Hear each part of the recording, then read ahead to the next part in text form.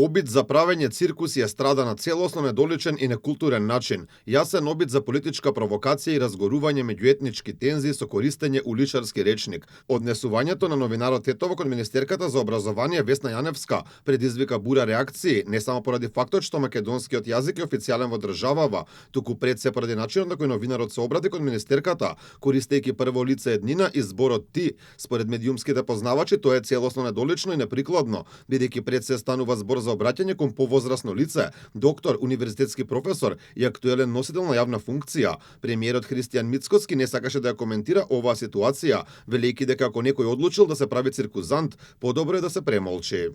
Понекогаш тоа што нема коментар не значи дека некој нешто заборавил да коментира, туку едноставно некои луѓе не заслужуваат да бидат коментирани, затоа што ако некој одлучил да прави естрада и циркузант од себе, дозволете му, сите може да го видат и да го слушнат, така што подобро да премолчите отколку да влезете во таа естрада.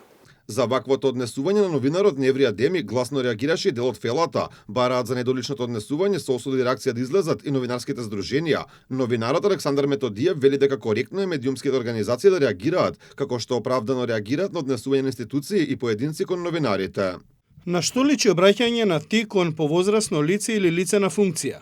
Тоа што не се согласувате со нечија политика, може да го манифестирате дома, во приватен живот и зад гласачки параван. Никако во медиумскиот простор. Тоа што некој земал микрофона се однесува без основна култура и со некаква политичка агенда не значи дека е новинар, туку значи дека е активист.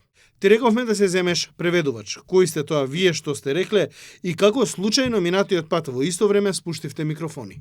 Реагираше и новинарката и фоторепортерка Арбнора Мемети.